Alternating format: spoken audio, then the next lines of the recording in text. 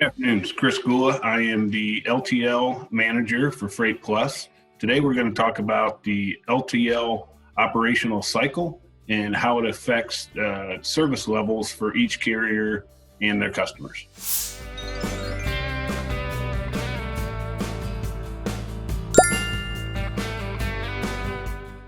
So when we're talking about the LTL operational cycle, most people would assume that it starts in the morning, which would be your inbound shift. Generally starts between 2 a.m., 4 a.m., and it will roll for 6, 7, 8 hours. Most people assume that because that's when the majority of people start their day. Wake up, have their coffee, go into work, they put in their 8, 9, 10 hours, and they go home, end of the days in the evening. When we're talking about LTL freight cycle, I tend to think it starts right here with the outbound shift. Your outbound shift usually kicks off between 12 p.m. and 2 p.m. After your drivers, your P&D drivers are on the street, you transition to your outbound shift. And the reason I look at it as the start of the cycle for the LTL industry is because there's so much dependent on that outbound shift. So we'll go through each segment of the cycle here, but let's start with the outbound. So outbound is critical because whether you're dealing with national or a regional LTL carrier, you have deadlines. So that freight needs to leave facility A to get to either the hub or goes direct to the delivery facility or the interim terminal, one or the other.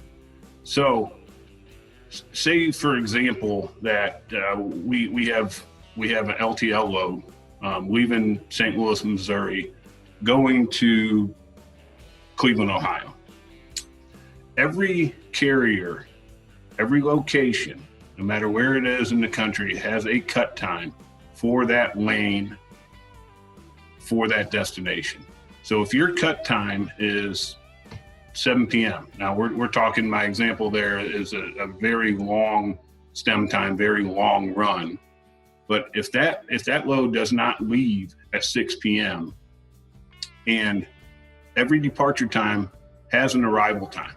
So that facility that it's going to, either the hub or the inbound operation, has an idea of what time that freight's coming in, they plan for it. If it is late and it leaves, then it's late to the hub. It may not make it through the hub to the destination facility, or it's late to the destination facility itself, and that freight gets put in the yard and nothing happens to it. It's not broke, you can't make the deliveries. So if that is, you're talking like I said, that's a very extreme long run, probably a bad example. But if it's just 30 minutes late, you got to take in consideration that's probably a little over a nine hour run. You have all kinds of things that can come into play: weather, traffic, whatever it may be. Take into consideration the driver has to take a 30-minute mandatory DOT break. So when you add in and you're 30 minutes late departing, again, late to the hub, you're making people, the other drivers that are waiting for that freight to get there, that are leaving from the hub to the inbound operation, you're making them late. Or if it's going straight to the inbound, you're making the drivers that need to go out and make pickups and deliveries, you're making them late to the street. So that's why it's key to stay in cycle.